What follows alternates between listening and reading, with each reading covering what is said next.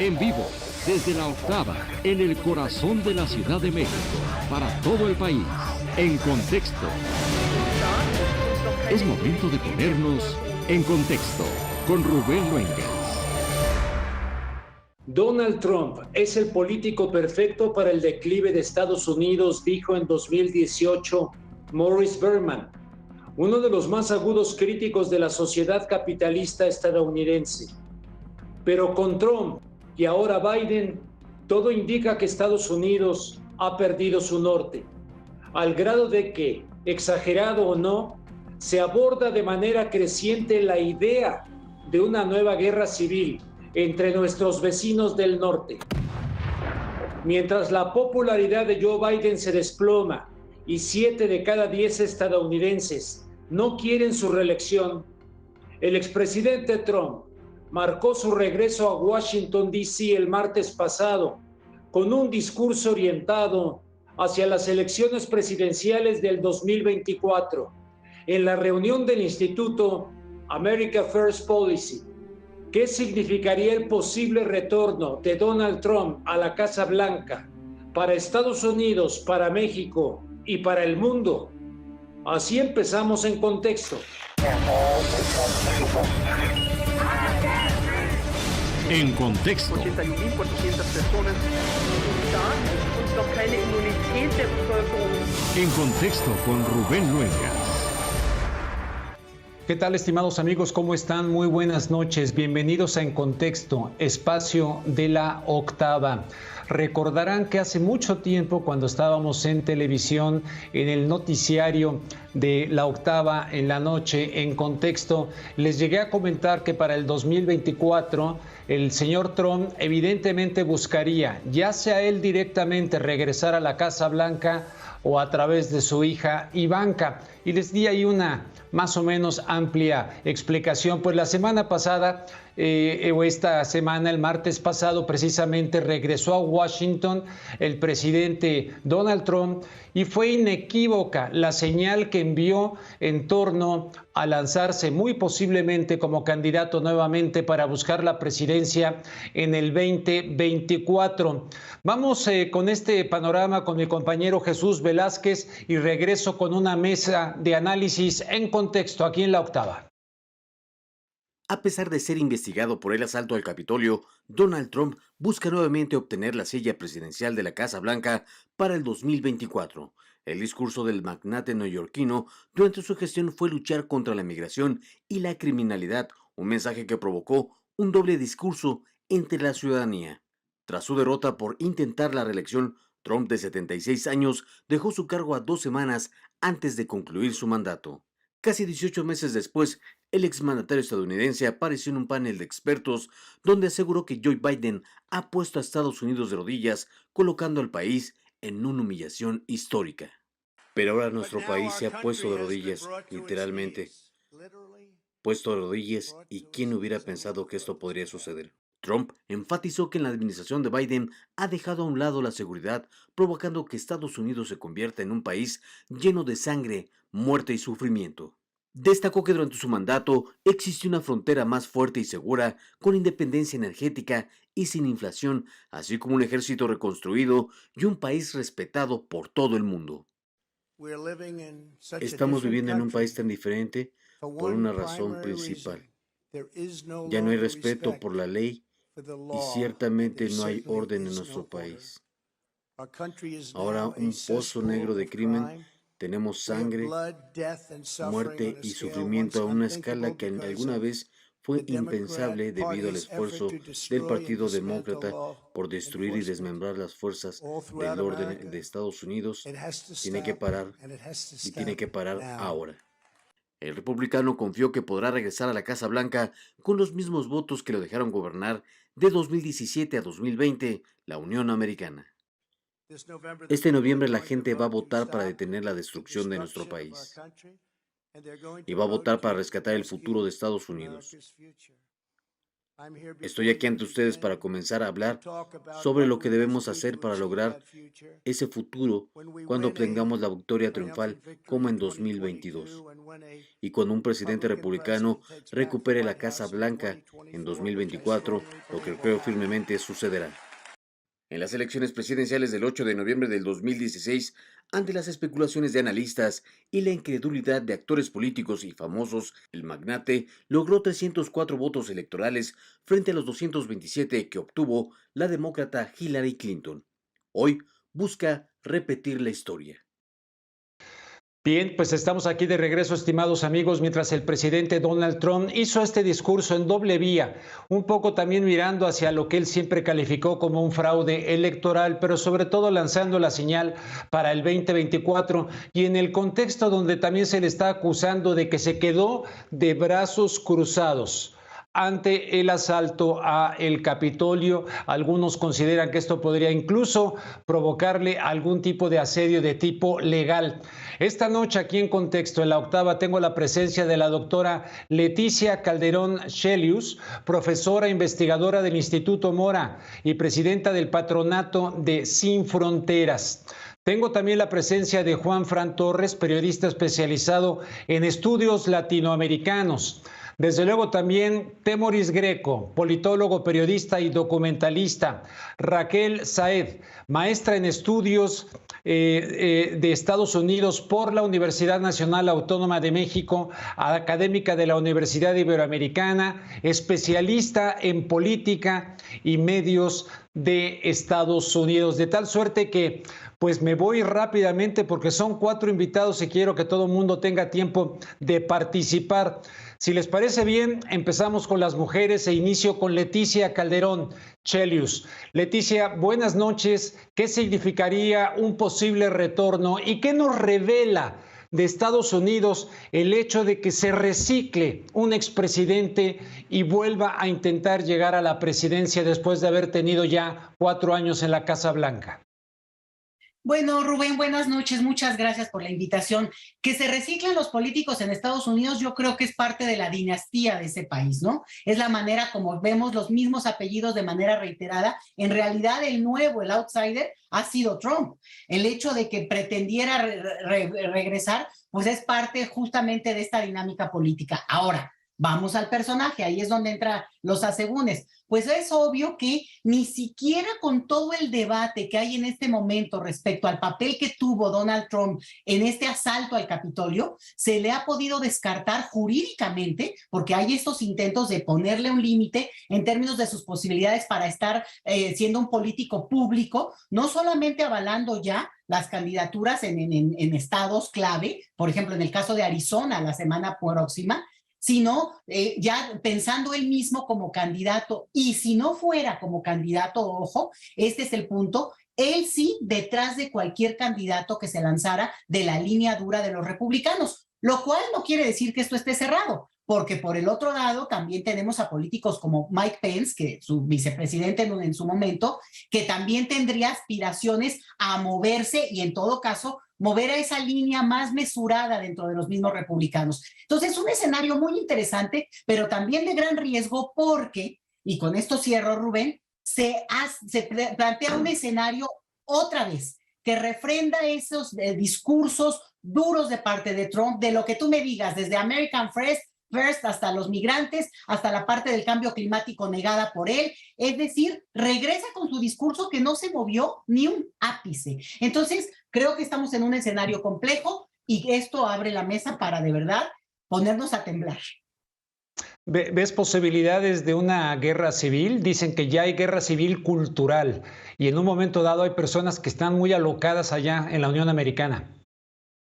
Bueno, yo creo que, digo, como tú lo mencionas en términos de lo civil, bueno, pues evidentemente hay una situación de quiebre total cuando tú tienes un discurso tan fuerte, militarizado además, y además xenófobo y además racista abiertamente. Bueno, se va a conmemorar desafortunadamente el aniversario de la masacre tremenda en El Paso, Texas, por decir una que nos toca muy cercanamente este 3 de agosto. Y creo que es un punto en el cual lo que es únicamente revelado es esta división ideológica tan potente en un país en el cual vemos cómo además avanza jurídicamente temas como el de la interrupción del embarazo, algo emblemático que divide a la sociedad estadounidense en un split así total. Y ahí no es una cuestión de, bueno, más o menos la oposición o no. Ahí sí estamos hablando de un 50-50 y por tanto, ojo, porque eso, aunque no podamos hablar, y yo creo que ahí habría que tener cierto cuidado como una guerra civil, pero ciertamente sí hay una disputa ideológica tremenda por lo que unos imaginan que debe ser esa nación. Y ahí no me extiendo, pero el escenario internacional pues juega fuerte porque está no solo Ucrania, ahora China, agrégale, y ahora lo que le puedes ir anotando en términos, por ejemplo, latinoamericanos. Bien, gracias Leticia. Raquel Saed, pues más o menos en la misma línea y lo que tú quieras agregar con respecto a esta reflexión de, primero que nada, ¿cómo es que no hay más opciones políticas? ¿Qué pasa en la Unión Americana? Otra vez el señor Trump, otra vez outsider, como dicen en inglés, o sea, una persona externa. ¿Cómo ves la situación, Raquel? Hola Rubén, pues muchas gracias por invitarme y bueno, sí, creo que lo que dice Leti, ahí hay mucho del cual tomar. Sin embargo, yo quisiera hablar un poquito más en esta idea de lo que me preguntas de si no hay opciones. El Partido Republicano en este momento empieza a dividirse y es que lo que sucedió durante su mandato, el mandato de Trump, pareciera como que casi todo el Partido Republicano se estaba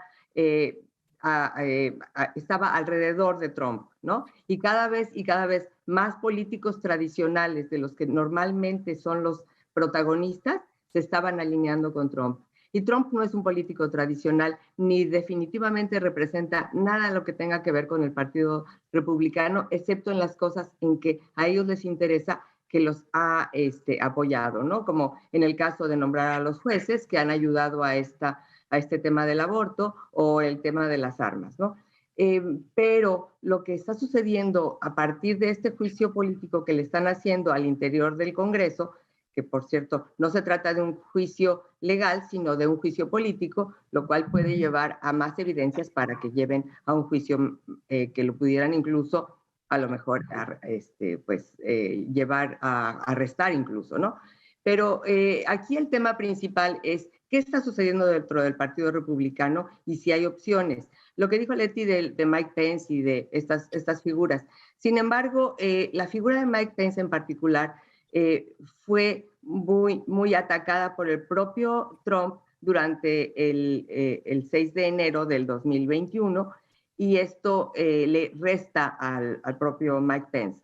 Sin embargo, hay otros personajes como digamos el gobernador de Florida que se llama Ron DeSantis y que ha sido un incondicional de Trump y a pesar de ello podría ser su contrincante en un tema de elecciones primarias. Entonces, Ron DeSantis tiene ahora ya un poco más de $100 millones en su cuenta para empezar la campaña tal vez el año que entra. Entonces, bueno, aquí tendríamos que estar viendo muchos datos y sobre todo porque ya hay evidencias por parte de las encuestadoras que ven que los republicanos ya no estarían tan dispuestos a apoyar a Trump en unas elecciones próximas. Entonces tenemos que estar al pendiente de esto. No está tan cierto el futuro político de Trump, creo que está bastante incierto, pero por eso él está haciendo ahora olas, sobre todo porque tiene esta visibilidad dentro de, visibilidad en contra, ¿no? Con este juicio político. Raquel, antes de pasar con los caballeros, suponiendo que la Cuarta Transformación ganara las elecciones el 2024 y regresara Donald Trump a la Casa Blanca, dado el tipo de buena relación que tuvo el presidente López Obrador con Donald Trump, ¿eso sería un escenario hipotéticamente benéfico para México?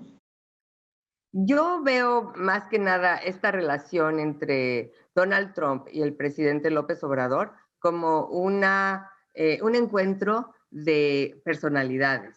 Yo no pienso que es el mismo caso que estuviera Donald Trump de regreso, veremos qué pasará, y estuviera, por ejemplo, Ebrard o Claudia o algunos otros de los personajes que pudieran ganar la elección en las próximas elecciones. Y como no hay reelección en México, pues no sería el propio López Obrador el que estaría en esta relación con Trump, sino estaríamos hablando de alguna otra persona.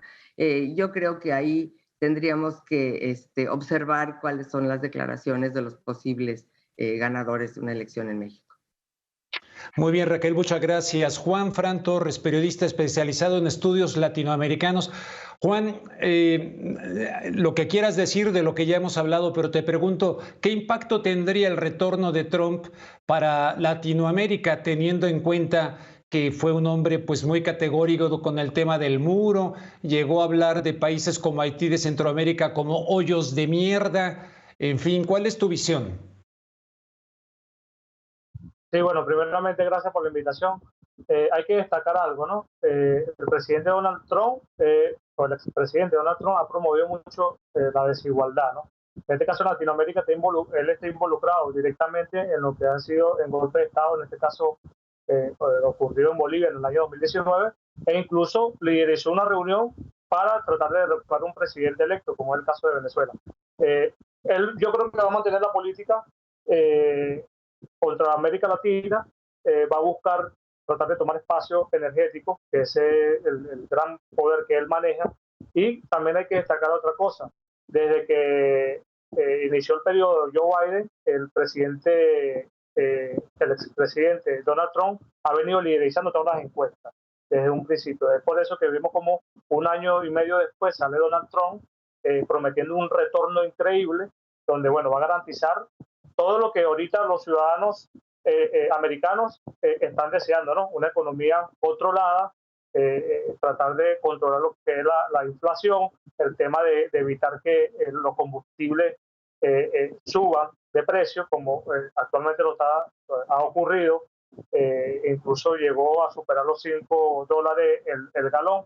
Y eso yo creo que más allá de generar otro tipo de discurso, eso es lo que el ciudadano americano quiere, una estabilidad económica, y precisamente él ha venido estudiando todo este tema con su equipo, sus asesores, y es por eso que ha recibido, en este caso, el respaldo en todas estas mediciones que se han venido realizando en los Estados Unidos. Sin embargo, yo creo que lo más difícil que él va a tener, como lo explicaron los demás compañeros, va a ser a lo interno del Partido Republicano.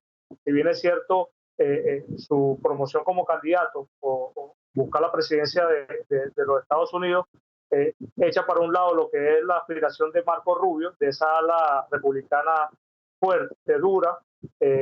También hay que destacar que aparece también el ex vicepresidente Mike Pence y otros factores más del Partido Republicano que son más dialogadores.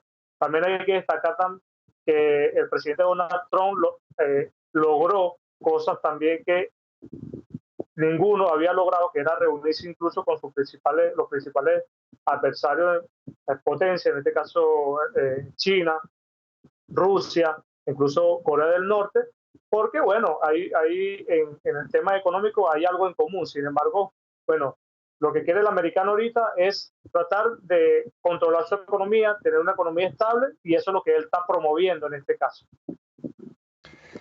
Pues sí, ciertamente 7 de cada 10 estadounidenses de cualquier partido político, 7 de cada 10 prefieren a cualquier candidato que al actual presidente de los Estados Unidos, lo cual pues resulta dramático para el señor Joe Biden, que había muchas expectativas de cambio, pero pues para empezar por sus problemas estos donde saluda fantasmas, Temoris Greco. ¿Tú cómo ves el asunto del retorno de Donald Trump para el caso mexicano? Bueno, yo creo que efectivamente los estadounidenses están muy descontentos con su presidente actual, y es probable que él no hubiera ganado si no hubiera tenido, o sea, si no se hubiese visto en la dicotomía o él o Trump, ¿no? O sea, mucha gente no votó por Biden, sino que votó en contra de Donald Trump. Y por eso hay sectores, hay estrategas del Partido Demócrata que consideran que una postulación de Trump a esas alturas beneficiaría el intento del Partido Demócrata de no perder el control del Congreso en las legislativas que vienen ahora en noviembre, porque les permitiría volver a activar el tema Trump, movilizar a sus bases para que puedan votar no a favor, no necesariamente a favor de los candidatos demócratas, sino a favor de la candidatura en construcción, que es la de Donald Trump. Ahora, el tema es que México ya no va a contar. O sea, si Trump regresa en 2024, estaría tomando posesión en 2025, ya tendremos también otro presidente en México. Andrés Manuel López Obrador hizo la magia del domador de las fieras. Él logró, contra todo pronóstico, sobre todo tomando en cuenta que ideológicamente están las antípodas con Donald Trump, logró domarlo. Donald Trump habla bien de López Obrador, incluso dicen que aunque sea socialista, así ha dicho Trump, aunque sea socialista es un buen tipo, y de esa forma logró neutralizar la agresividad que tiene Trump hacia México. Ahora, esta agresividad no es necesariamente algo que esté en el corazón de Donald Trump.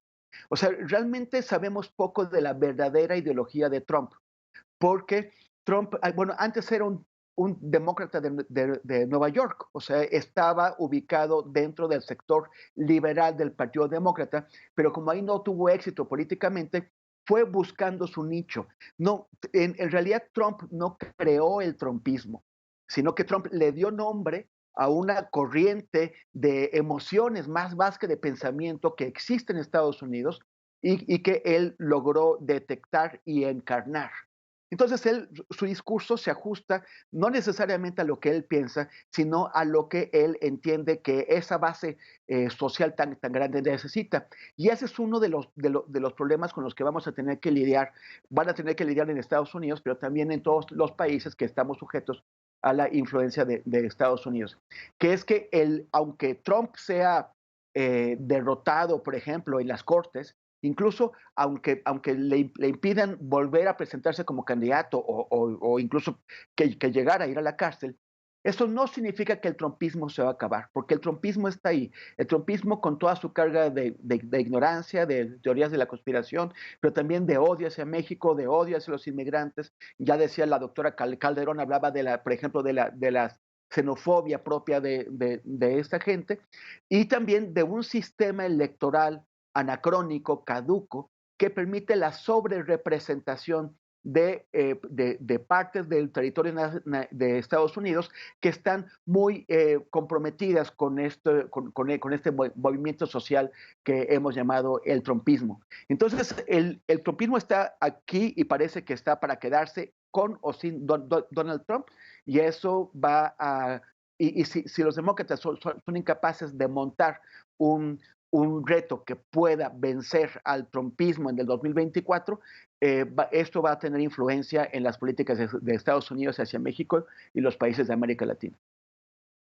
Antes de pasar con la doctora Leticia Calderón nuevamente, Temoris Greco, estamos viendo una presión de Estados Unidos y Canadá en el contexto del TEMEC, un TEMEC que a fin de cuentas fue impuesto por Donald Trump, amenazando con una serie de cosas. No le gustaba el Tratado de Libre Comercio, impuso el TEMEC, lo estuvieron negociando con Enrique Peña Nieto, pero continúa la negociación con el hombre que puso ahí, el presidente López Obrador, y ahora hay este problema. ¿Qué pasaría con un Donald Trump si siente que México no está cumpliendo con lo acordado en el TEMEC?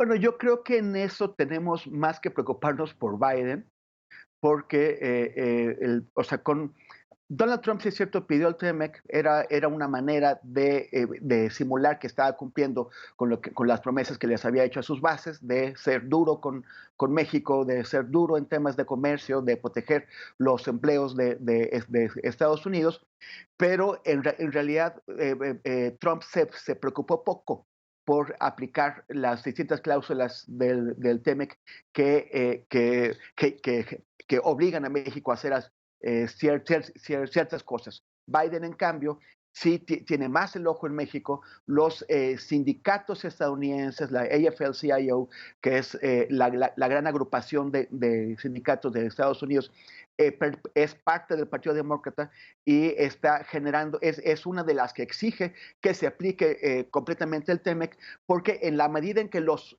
salarios de los obreros mexicanos suban, en la medida en que los obreros mexicanos ganen derechos porque tienen sindicatos que sí los representan y que no son sindicatos charros, en esa medida también suben los costos de producción en México y caen los incentivos para que haya un traslado o para que siga el traslado de empresas de Estados Unidos a México. Entonces ellos se benefician, sí, mejorando las condiciones aquí, ellos retienen las empresas allá y los empleos allá. Entonces, yo creo que son los demócratas, en todo caso, los que tienen bastante más interés en la aplicación del TEMEC y no tanto el trumpismo. Doctora Leticia Calderón, en el discurso de Trump queda claro que se presenta como alguien para luchar en contra del llamado Estado profundo.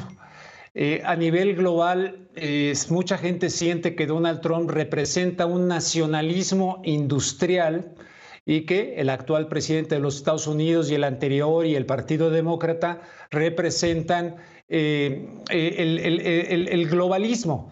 De hecho, en reiteradas ocasiones y recientemente el señor Biden nuevamente mencionó este concepto de nuevo orden mundial y tenemos que encabezarlo nosotros. No es la primera vez que lo hace, lo ha hecho desde hace muchísimos años. Tengo un seguimiento muy puntual de esas declaraciones por parte del presidente Joe Biden. Te pregunto, ¿realmente es un outsider nacionalista industrial que va a pelear en contra del Estado profundo o realmente el señor Donald Trump es una expresión de ese Estado profundo o de lo que algunos creen el gobierno que gobierna al gobierno de los Estados Unidos?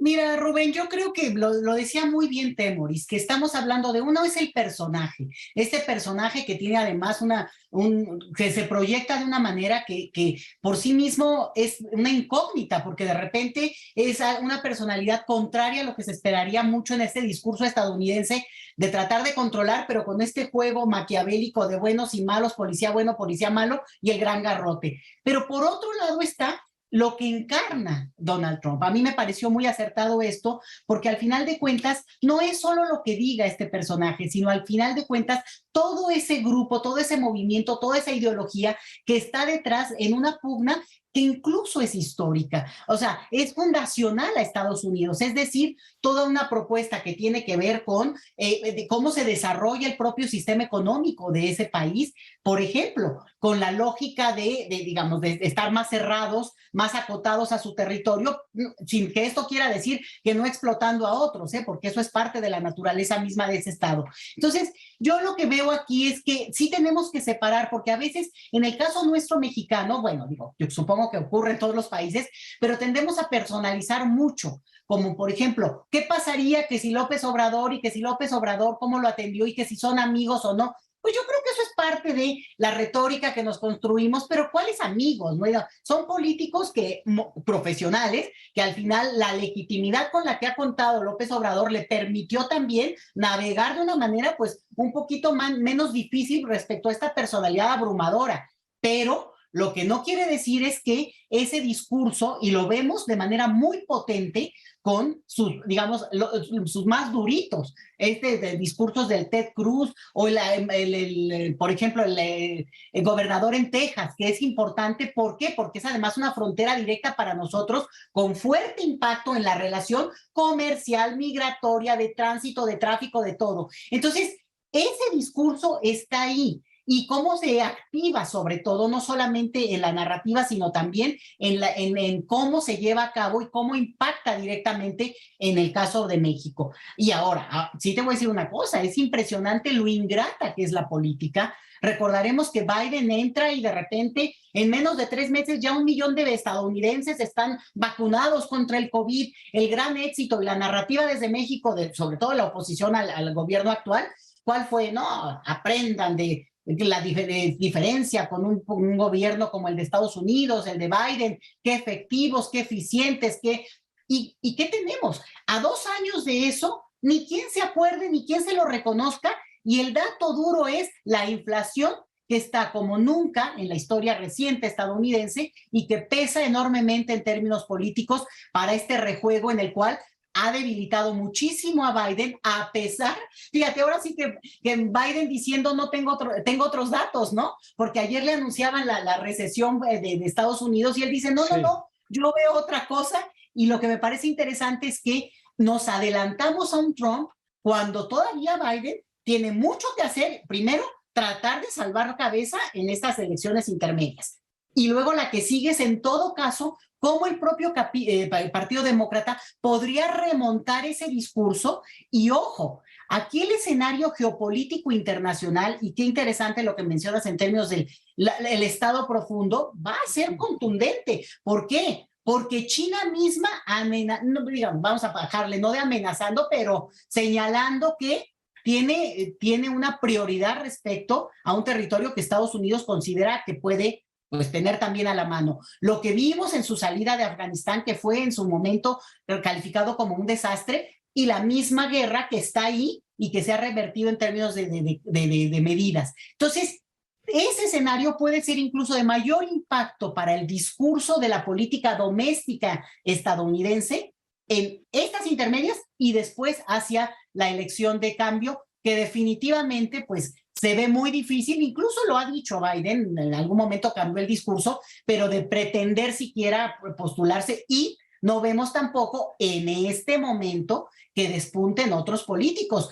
Pero bueno, también estamos hablando de un país muy potente, muy poderoso, de una maquinaria muy, muy afinada y efectivamente también con muchas trampas en lo electoral, pero en la cual también los demócratas han jugado maravillosamente bien a su favor durante décadas. Vaya que ha habido trampas electorales. De hecho, las hubo, y me consta porque estuve muy metido en ello, en las primarias anteriores, cuando Bernie Sanders perdió contra Hillary Clinton. Y, híjole, ocurrieron cuestiones así perdón por el concepto, pero de repúblicas bananeras. Raquel, salvo lo que tú quieras decir, no quiero que mis preguntas vayan orillando necesariamente a marcar la temática, lo que quieras comentar, pero quisiera saber tu opinión. ¿Es un outsider, Donald Trump, o forma parte del sistema? Alguna vez Gore Vidal, en su casa en Hollywood, esto lo comento mucho porque fue larga la conversación, me dice, no se equivoque, Rubén, me dijo, aquí no hay más que un solo partido político con dos alas, y las dos alas son derechas, republicana y demócrata. Realmente es un outsider este hombre, nacionalista industrial, que está peleando en contra del Estado profundo y quiere sacar a Estados Unidos, quiere salvarlo más que de la globalización, de lo global como se está presentando en el mundo, o se estaba presentando en el mundo antes de la guerra de Ucrania. Bueno, este comentario sobre que son dos partidos de derecha, en realidad en este momento yo consideraría que se trata de algo muy diferente. Más que ser dos partidos de derecha, se trataría más bien de un partido conservador, con temas culturales conservadores, como por ejemplo el aborto, el tema de las armas, el tema de la religión en las escuelas, una serie de temas que definitivamente operan dentro de un partido. Y está el otro partido que está a favor de ciertas libertades, a favor de estos temas liberales, por ejemplo el matrimonio gay y varias cosas más, que definitivamente eso sí está muy delimitado entre los dos partidos. Así que ahí yo tendría algo que decir al respecto, porque me parece que ha cambiado la dinámica en que operan los partidos. Pero con respecto también a los partidos y a quién fue Trump a lo largo de muchos años en la historia política de Estados Unidos, Trump manejaba a los políticos a través de las donaciones que les daba, desde los Clinton, como decía Temoris, que él sí era un demócrata, pero más que demócrata, era un pragmático. Yo no lo considero siquiera como un demócrata o un republicano, lo considero como un hombre con una personalidad autoritaria, muy pragmático y que juega muy a favor de él mismo. Entonces tenemos que les donó dinero desde los Clinton a los Bush, a todos los políticos de Nueva York y de New Jersey. Él los manejaba como él quería. Y también más adelante, en los temas de más alcance, más federal, también apoyó en diferentes estados. Lo podemos checar, esto es información abierta, está en en diferentes websites, que con mucho gusto les podría compartir si ustedes están interesados. Así que Trump sabe manejar la política. Nunca había entrado como político. Sabemos que por ahí del 2000 estaba con alguna intención, etcétera, pero él no sabe manejar la política y tan no sabe manejar la política que dividió a la sociedad norteamericana. La dividió por la mitad.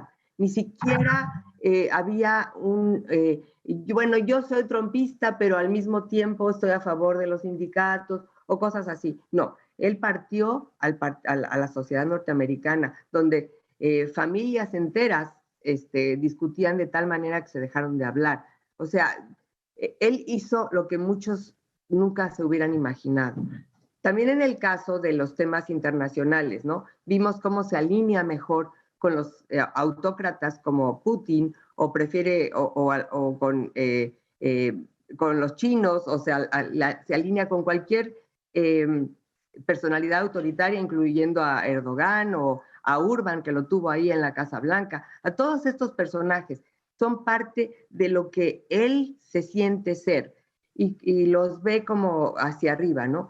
Y en ese sentido podemos ver que hay el caso de López Obrador, cuando a él lo invita a la Casa Blanca a que se presente a tomarse la foto, más que nada lo está invitando porque López Obrador en ese momento tenía muchísimo apoyo, lo sigue teniendo, ¿no? López Obrador, de parte de su base social. Y entonces él se estaba colgando de un personaje con mucho apoyo dentro de su propio país para decir, miren quién me está apoyando. Para después regresar y decir que López Obrador se había doblegado ante sus peticiones y que había puesto la Guardia Nacional, etcétera, ¿no? Pero esa es la parte que yo quisiera decir. Trump es ni más ni menos que un personaje político, pero muy autoritario. Me parece que no sabe manejar, por ejemplo, la política internacional. Esto de condenar a la OTAN, cuando la OTAN ha sido un organismo internacional que es para proteger la seguridad en Europa, a sus aliados mismos, y entrando a la presidencia, él condena a la OTAN y condena, por ejemplo, los tratados internacionales que se llevan a cabo con sus propios aliados.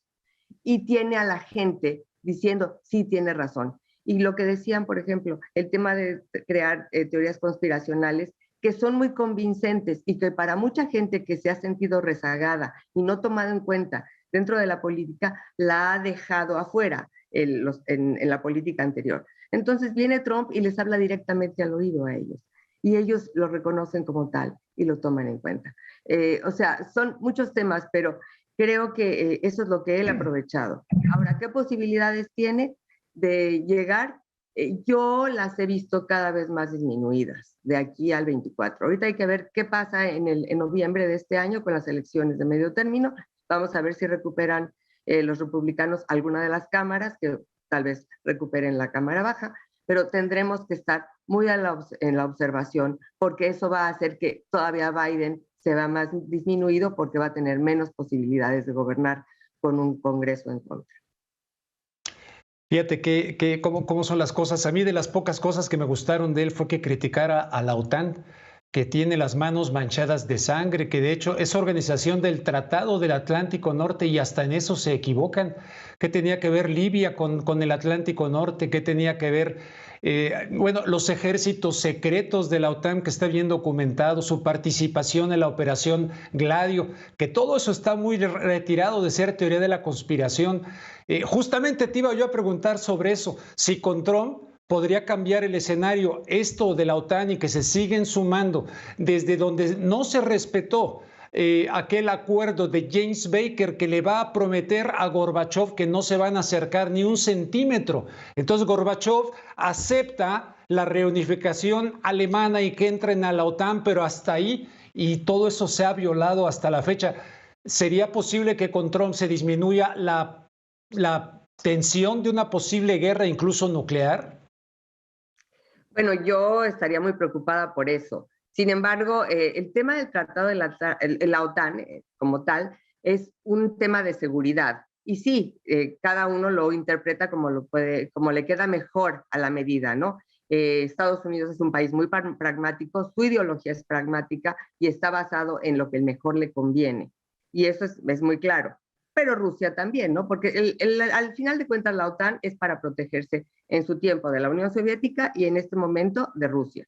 Y entonces cuando Rusia empieza a tener este tipo de amenazas contra sus vecinos, sean o no de la OTAN, pues están los países en la OTAN en alerta, ¿no? Y entonces, bueno, no pueden proteger a Ucrania porque Ucrania no es parte de él, pero tiene a Finlandia que no pertenece y que ahora quiere pertenecer. ¿Por qué? Porque es vecino y porque ve que puede estar amenazado. Y así vemos diferentes casos, ¿no?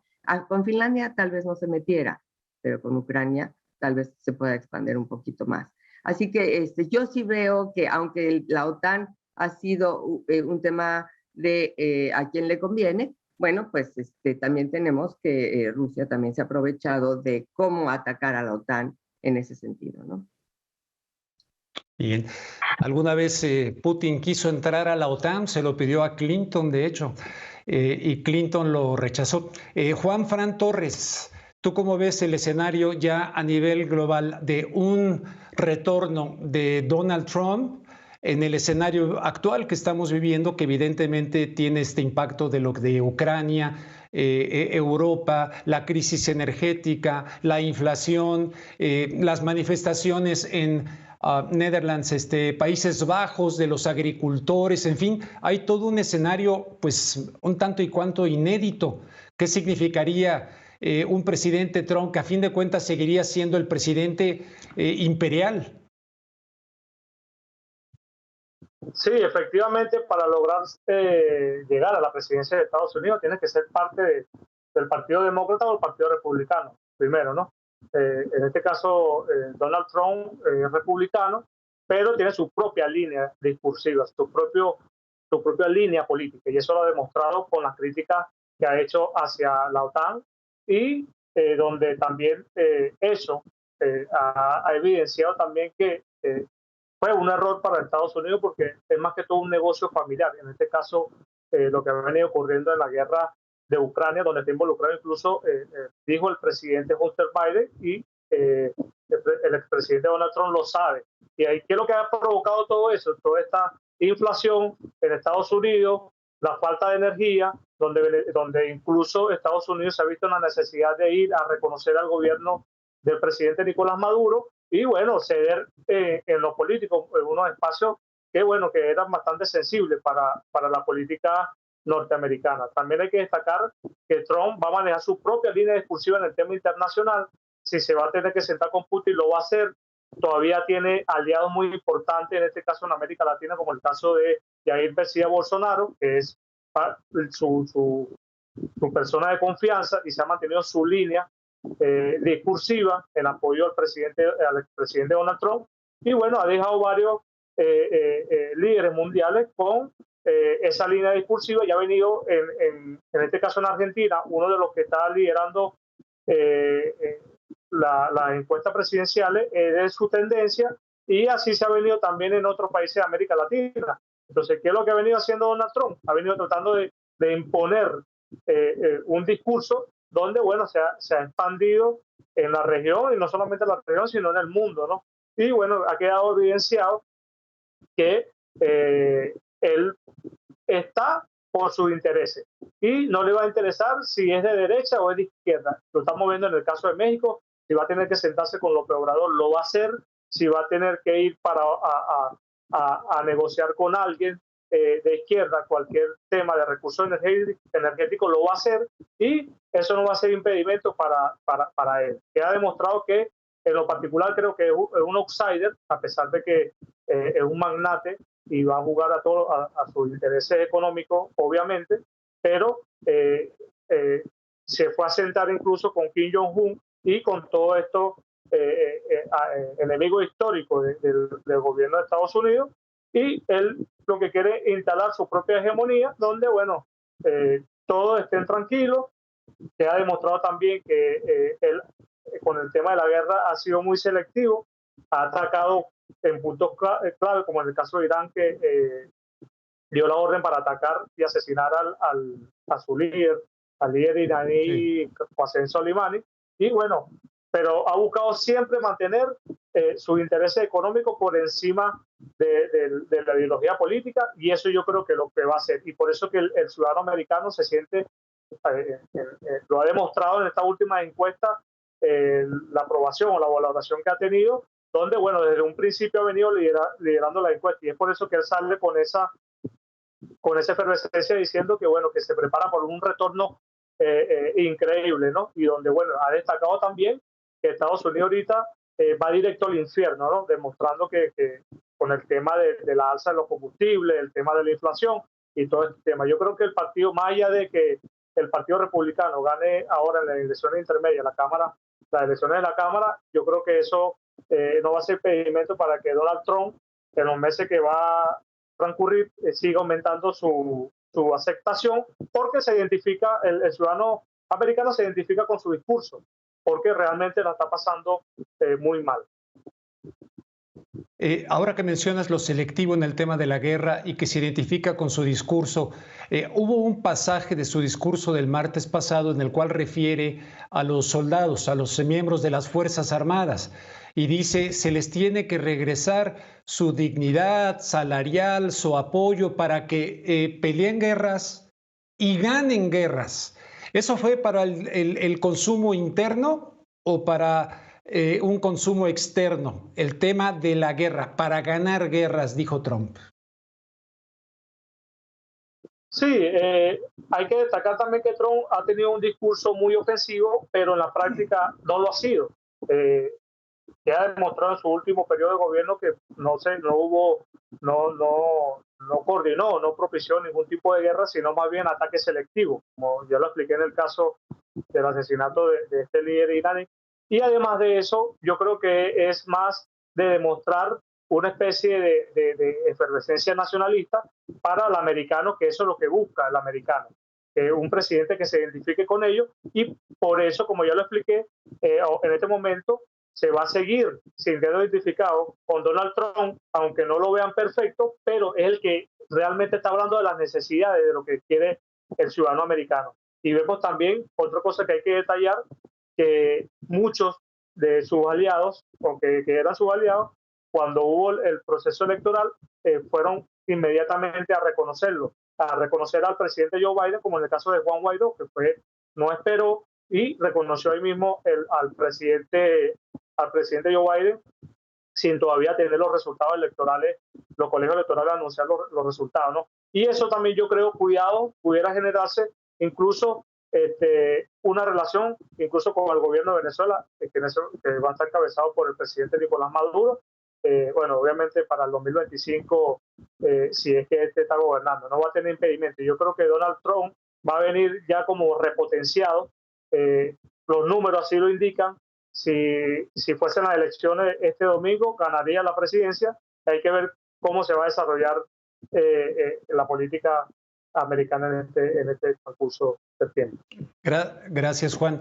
Temoris y Greco, recordás perfectamente bien que el presidente López Obrador ha dicho ya por lo menos en 2 ocasiones, y ya bajo el gobierno demócrata de Biden, citando aquello que se le atribuye a Porfirio Díaz de pobre México tan lejos de Dios y tan cerca de los Estados Unidos, dice pues ya ni tan lejos de Dios y más cerca de los Estados Unidos. Alguna vez lo dijo con el secretario de Estado y vinieron las risas, etcétera. ¿Cómo ves realmente México está más cerca de Estados Unidos, de vecinos distantes a un amor sin barreras, o cómo va el asunto? Pues mira, yo creo, o sea, Andrés Manuel es un pragmático, ¿no? Es un pragmático total. Es un líder nacionalista que no se encierra en el nacionalismo. Y él está reconociendo la realidad que prepararon los Bush y los Clinton y Carlos Salinas de Gortari, que es hacer de México, de la economía mexicana, un apéndice de la economía de América del Norte que maneja Estados Unidos. Esa es la realidad que tenemos ahora. Ya llevamos 30 años de acuerdos comerciales con ellos, de dependencia, y el presidente no tiene la intención de cambiar eso. Lo que trata de hacer es alterar hasta cierto momento, hasta cierto punto, las dinámicas de la relación para que México pueda decir un poquito más. La ausencia, yo diría que exitosa, del presidente en la Cumbre de las Américas de Los Ángeles lo demostró, porque dijo ya no podemos seguir permitiendo que Estados Unidos, que Washington defina unilateralmente quién va y quién no va a las cumbres continentales, y para eso tuvo más o menos apoyo de otros gobiernos de América Latina, y también demostró que no le hacía falta a México ir a sumarse al espectáculo que estaba creando Biden ahí para que México pudiera tener acuerdos. Finalmente fue a ver a Biden, y allá de manera bilateral se están cocinando las cosas que le convienen a México y a Estados Unidos. De hecho, fue atrevido lo que hizo el presidente, porque le echó a perder a Biden. O sea, lo que hizo Trump fue descarrilar la política, la ya muy antigua política de alianzas que tenía Estados Unidos. La descarriló Trump en América Latina, agrediendo a diversos gobiernos de aquí, la descarriló en Europa y en otros lados. Putin, o sea, cuando llega Biden, una de sus primeras tareas es ver cómo va a relanzar o a acomodar todo lo que Trump echó al piso en esa política de alianzas. En Europa ha tenido un éxito grandísimo gracias a Vladimir Putin, porque la invasión a Ucrania que está haciendo Putin ha movilizado por varias décadas. La OTAN parecía que no sabía qué es lo que iba a hacer, ya nadie hacía caso. Los europeos estaban intentando crear una fuerza militar propia, común. Todo el mundo se estaba yendo por otro lado, y esto forzó a la OTAN no solamente a reagruparse y a recobrar el sentido de sus acciones, que no tienen que ver con el Atlántico Norte, ese es el nombre, tiene que ver con la disputa de la hegemonía global. Y entonces vuelven a recobrar un sentido de lo que están haciendo, y no solamente eso, sino que vencen la reticencia histórica de Finlandia y de Suecia a incorporarse a la OTAN. Y esto es un obsequio que le está poniendo Putin, que le puso Putin a Biden. En América Latina no ha funcionado así. En América Latina estamos en un momento en el que la izquierda democrática está avanzando en los países más grandes del continente, y donde entonces se ha generado una resistencia, y en donde se ve que ya Estados Unidos no tiene la fuerza que tenía antes para imponer sus criterios, y que además hay varios países de Sudamérica que ya están conversando en otros términos con los chinos. Entonces, esto a mí me parece que finalmente México y López Obrador están en condiciones de mejorar los términos de la interlocución. Pero eso no significa que dejar de reconocer que la economía mexicana pues depende de lo que pase en Estados Unidos. Me quedan 9 minutos de programa, y libremente lo que cada quien quiera decir y concluir, iniciando con la doctora Leticia Calderón. Pues muchas gracias. Mira, yo creo que estamos en un escenario que obviamente se antoja para suponer muchas posibilidades, pero realmente aquí lo que tenemos es como muy en concreto una coyuntura muy compleja, porque el gobierno estadounidense ha abierto muchos frentes. Creo que incluso cada vez se acerca a situaciones de mayor peligro con esta disputa que puede abrirse con China, que realmente es de mayor nivel, vamos, ¿no? Entonces, aquí en la relación con México, lo que sí vemos es que, pues obviamente hay actores, bueno, de segundo nivel, como lo mencionaba yo en el caso de estos senadores a los que López Obrador se refiere de manera reiterada, y que además les habla en el idioma que ellos sí entienden, ¿no? Ted Cruz, Marco Rubio, el mismo Bob Meléndez, que creo que es interesante porque son como unos interlocutores a los que se puede dirigir, y que al final de cuentas, en términos de política doméstica nuestra interna, pues tienen un correlato. Es muy interesante. Y ojo con una cuestión que es muy importante, incluso para la inteligencia estadounidense, entender que los márgenes de independencia que puedan tener los gobiernos, y por tanto, y sobre todo gobiernos que tienen una legitimidad sin lugar a dudas, pues son importantes hasta por la gobernabilidad que puedan tener. Entonces, la importancia de respetar ciertas cuestiones que digamos, acotan márgenes de ganancia. Por ejemplo, me estoy refiriendo a la política energética, que México ha decidido un rumbo.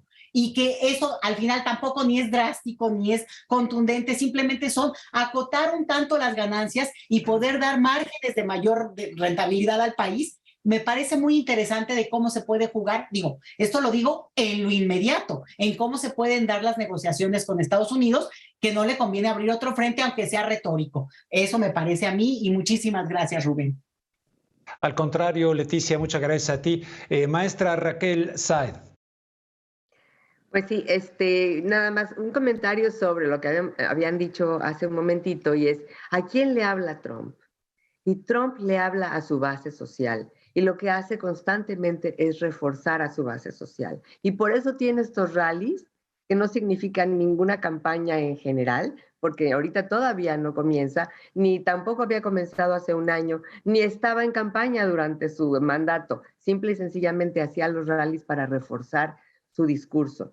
A estas personas que tenían un racismo grabado dentro de su piel y que él les dijo, está bien decir cosas racistas, porque miren, yo las digo. Entonces creo que por ahí hay que tomar en cuenta. Y cuando habla con el ejército, él tiene una gran base social que lo apoya dentro del ejército. Entonces, bueno, eso nada más con respecto al discurso. Y más que nada, creo que nos tenemos que enfocar mucho en los temas internacionales. Biden está mucho mejor apoyado afuera del país que dentro de su país. Y sabemos que es por estos problemitas que tiene de dicción y que tiene el problema de Afganistán y ciertas cosas, pero fuera del país él está siendo muy reconocido, sobre todo porque el marker, o como quien dice, la marca anterior es Trump. Y Trump ha sido para el sistema internacional bastante complicado. Entonces, bueno, eso también. Y finalmente, creo que como decía Clinton en su tiempo, is the economy stupid, ¿no? Todo lo que vaya a suceder tiene que ver con cómo se resuelvan los problemas económicos, por lo menos de aquí a 4 meses o 5 meses, que son las elecciones en noviembre, y luego más adelante por los siguientes 2 años. Eso es lo que hay que estar muy al pendiente, y ese va a tener que ser el enfoque principal, ya sea del presidente Biden, si es que quiere ser presidente otra vez, o del que lo vaya a seguir. Y tenemos que estar observando que si él decide no ir para las elecciones siguientes, hay que ver quiénes sí son los que van a ir y entonces estar enfocados en ellos. Raquel Sáez, muchísimas gracias por tu participación esta noche aquí en Contexto. Juan Fran Torres. Sí, yo creo que hay que destacar algo muy importante, ¿no? En la política de Donald Trump. Él ha venido instalando como una especie de tercera vía, y eso se ha replicado mucho, sobre todo en América Latina. Vemos el caso mismo de Brasil, Jair Bolsonaro, aunque es muy difícil que gane la reelección, pero mantiene una cantidad importante de votos duros, que es cerca del 30% del electorado brasileño, y eso es muy importante, y eso hay que destacarlo. Igual también vemos como en Argentina Javier Milei se identifica también con Donald Trump, y ese discurso nacionalista, libertario, también está liderizando lo que es toda la encuesta, en este caso allá en Argentina. También vemos en el caso de Chile, también se levantó un gran movimiento que es de CAS. En este caso perdieron la presidencia, pero tuvieron un apoyo importante dentro de la población, porque se ha venido instalando ese discurso de tercera vía, de ese discurso que va en contra de esas políticas agotadas entre derecha e izquierda, y ellos han venido, a pesar de que ellos representan una especie de derecha más radical, ellos tratan de ser un poco abiertos en algunas áreas, ¿no? Y obviamente tratar de, su función principal es reducir el Estado y tratar de ellos controlar todo, ¿no? Que todo el tema privado lo controle todo, ¿no? Y, o como ya les dije, reducir en este caso el Estado. Yo creo que eso hay que destacarlo en el discurso de Donald Trump, y eso es lo que nosotros, es lo que se viene de ahora en adelante para el mundo. Juan, te agradezco muchísimo. Finalizamos con Temoris Greco. Rubén, me quedé pensando en eso que te dijo Gore Vidal. son dos partidos de derecha, que por supuesto lo son, pero no es lo mismo una derecha que la otra. Y yo creo que cometemos un error si los tratamos como si fueran lo mismo. Hay una derecha que hay en el Partido Demócrata que incluye a sectores progresistas. Ahí está Alexandra Ocasio-Cortez y otras legisladoras que constituyen un ala muy interesante. Ahí está Bernie Sanders, y el Partido Republicano no tiene absolutamente nada parecido a eso. Pero no solamente eso, el Partido Republicano ya no es el Partido Republicano de hace 10 años, que era todavía más parecido al Partido Demócrata. El Partido Republicano se ha ido yendo al extremo del extremo. Sí.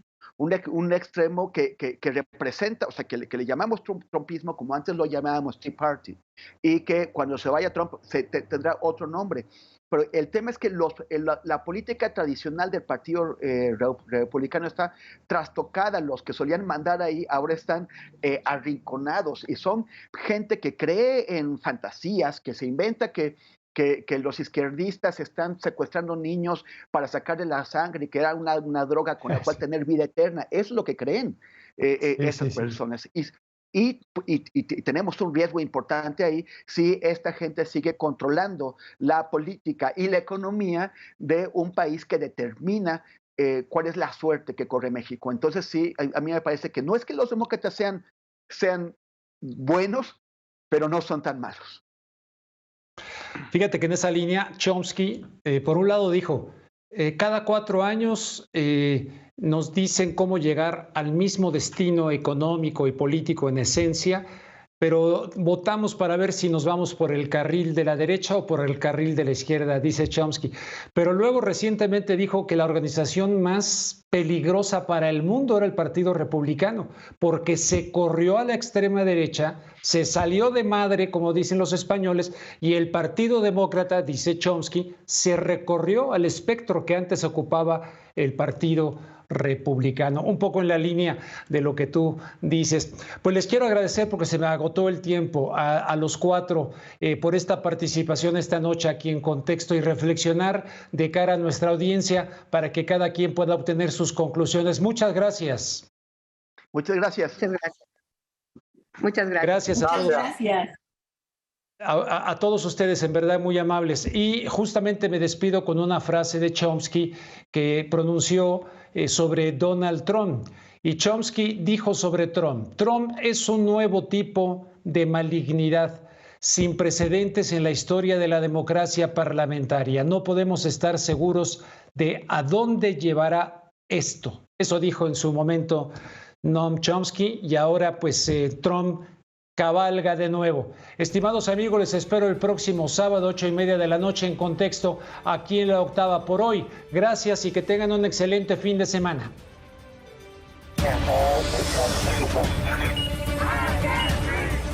En Contexto. 80.400 personas und noch keine Immunität der Bevölkerung. En Contexto con Rubén Luenga.